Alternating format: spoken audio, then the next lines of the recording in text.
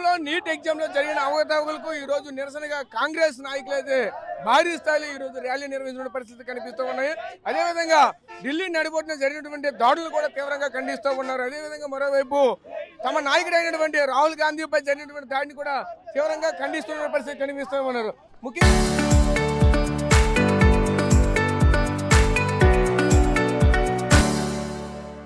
చూసుకుంటే కేంద్ర విద్యాశాఖ మంత్రి ధర్మేంద్ర ప్రధాన్ వెంటనే రాజీనామా చేయాలంటూ భారీగా ప్లే కార్డ్స్ అదేవిధంగా మరోవైపు భారీ ఫ్లెక్సీలతో దర్శనమిస్తున్న పరిస్థితి కనిపిస్తూ ఉన్నాయి. ఆ రోజు అక్కడ ఉన్నటువంటి నిరసనకారులపై దానిని కూడా తీవ్రంగా ఖండిస్తూ ఉన్నారు. అయితే దీనిపై మనతో పాటు మాట్లాడడానికి విజయనగరం జిల్లా సంబంధించిన కాంగ్రెస్ అధ్యక్షులు అయితే ఉన్నారు. వాళ్ళతో మాట్లాడే ప్రయత్నం అయితే చేద్దాం.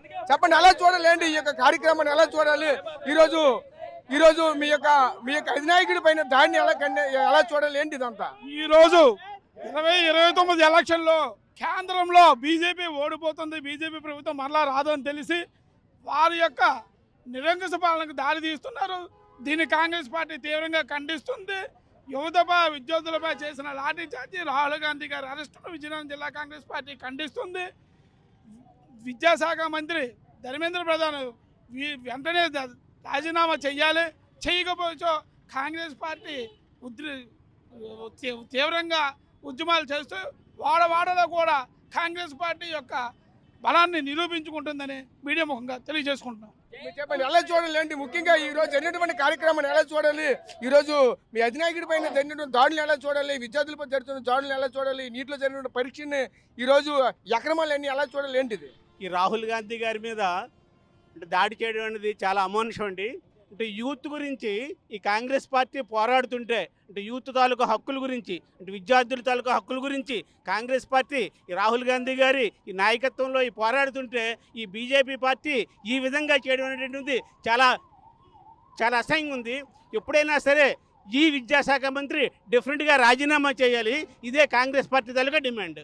మీరు చెప్పండి, ఒక సీనియర్ నాయకుడిగా ఏం చెప్తారు? దేశ రాజకీయంలో ఎప్పుడు కూడా ఇటువంటి ఘటన అయితే చోటు చేసుకోలేదు. ఇది దేశ రాజధాని నడిబొడ్డులో ఈరోజు ఇటువంటి అల్లర్ల మోకలు ఎప్పుడు కూడా లేవు.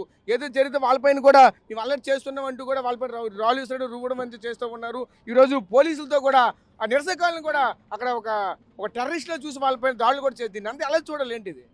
చాలా అమానుషమైనటువంటి చర్య.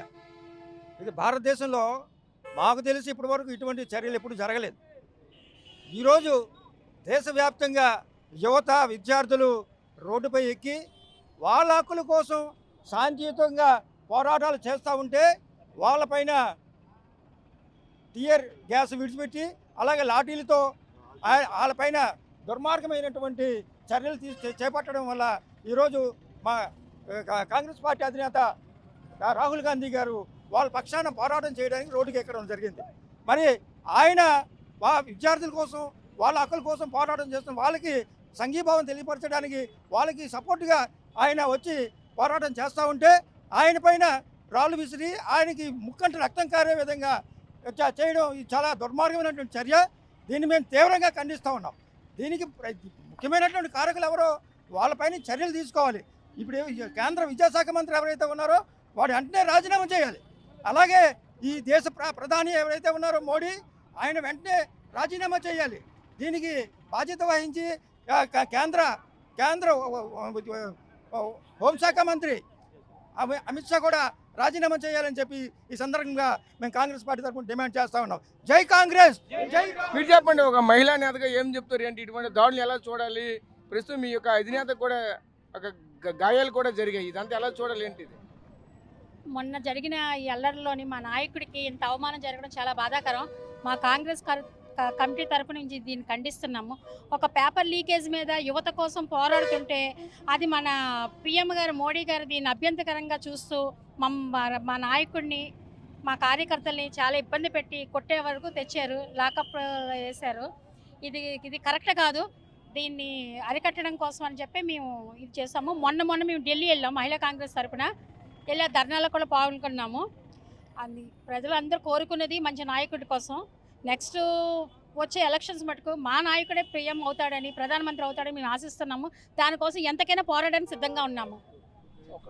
చూసాం కదా, భారీ స్థాయిలో ఈ రోజు ఇక్కడ నిరసన కార్యక్రమం చేపడుతున్న పరిస్థితి ఇంకా ఉన్నారు. మాట్లాడి చెప్పండి, ఎలా చూడాలి ఏంటి?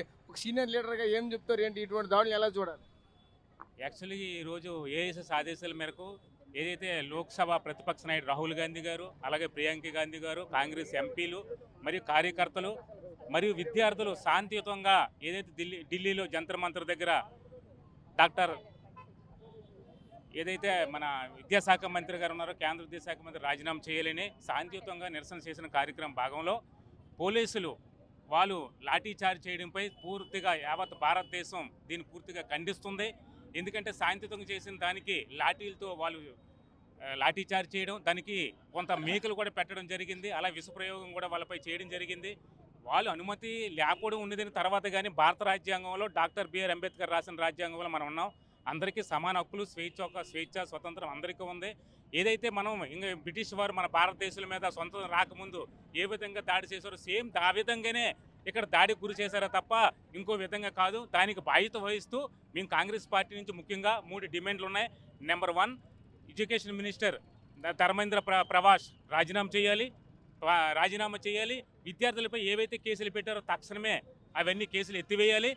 ఏదైతే దీనికి బాధ్యత వచ్చి ఈ దేశం మొత్తం మీద ఇంతవరకు కూడా 152 సార్లు పేపర్ లీకేజ్ అయింది. దీని మీద భారతదేశం విద్యార్థులు 7.5 CR కరోడ్ మీద విద్యార్థుల మీద ఎఫెక్ట్ పడింది. దీని మీద ప్రాణత్యాగాలు కూడా 20 మంది వరకు చనిపోయి ఉంది.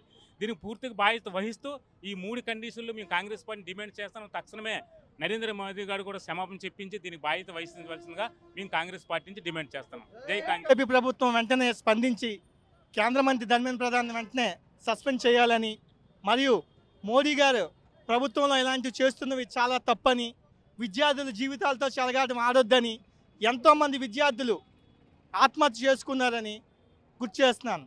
మరియు బీజేపీ ప్రభుత్వ వైఫల్యాన్ని కాంగ్రెస్ ప్రభుత్వం ఎండగడుతుందని, భవిష్యత్తులో రాహుల్ గాంధీ గారు ప్రధానమంత్రి అవుతారని మనస్ఫూర్తిగా కోరుకుంటున్నాను. జై కాంగ్రెస్, జై జై కాంగ్రెస్.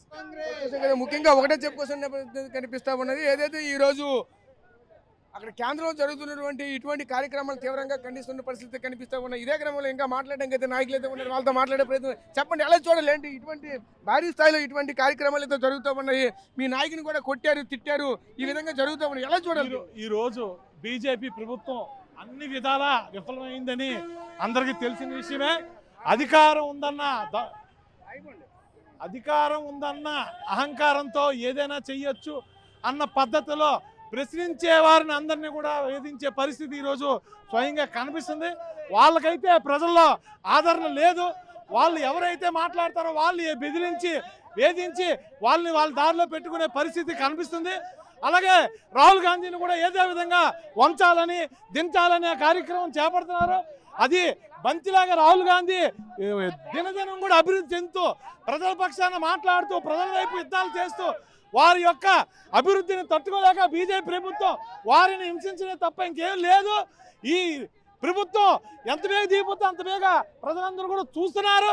అయినా అంతా మ్యానిపులేట్ చేసి దౌర్జన్యం చేసి వాళ్ళు గెలుస్తున్నారు తప్ప ప్రజాదరణతో గెలవలేదు. రాహుల్ గాంధీ గారు అది గుర్తించి రాహుల్ గాంధీ గారిని వాళ్ళు హింసించే విధంగా ప్రయత్నం చేస్తున్నారు. గతంలో కూడా రాహుల్ గాంధీ గారు అది తప్పుడు కేసులు పెట్టి చేయడం, జైలుకు పంపించడం కూడా జరిగింది. అది కూడా తప్పుడు కేసులను కూడా కోర్టులు నిర్ధారించడం జరిగింది. ఇది కూడా సేమ్ అంతే అవుతుంది. ప్రజల పక్షాన్ని ఎప్పుడు కూడా కాంగ్రెస్ పార్టీ ఉంటుంది. మా రాహుల్ గాంధీ గారి నాయకత్వం వర్ధిల్లాలి. చూసాం కదా, ఒకటే చెప్తాను, కాంగ్రెస్ అనేది ఎప్పుడు కూడా ప్రజల పక్షాన్నే ఉంటుంది. ఖచ్చితంగా రానున్న రోజుల్లో దేశం ప్రధానమంత్రిగా రాహుల్ గాంధీ అయితే కాబోతున్నారంటే కూడా చెప్పుకోవాల్సిన పరిస్థితి కనిపిస్తుంది. ముఖ్యంగా మనం చూసుకుంటే ఈరోజు విజయనగరం జిల్లాలో ఉన్నటువంటి కాంగ్రెస్ శ్రేణులంతా కూడా భారీగా ఈ ర్యాలీ కూడా చేపట్టిన నేపథ్యం అయితే కనిపిస్తుంది. ఈ నిరసనకి మరింత సపోర్ట్గా నిలుస్తున్న పరిస్థితి కనిపిస్తూ ఉన్నది. ఖచ్చితంగా ఇటువంటివి బీజేపీ చేస్తున్నటువంటి శాస్త్రాలకి అయితే రానున్న రోజుల్లో ప్రజలు తగు బుద్ధి చెప్తారంటే కూడా చెప్పుకోవాల్సిన పరిస్థితి కనిపిస్తున్న ప్రస్తుతం ఇది ఇక్కడ ఉన్నటువంటి తాజా పరిస్థితి. కెమెరా పర్సన్ నాడిత్ రాజేష్, RTV, విజయనగరం జిల్లా నుంచి.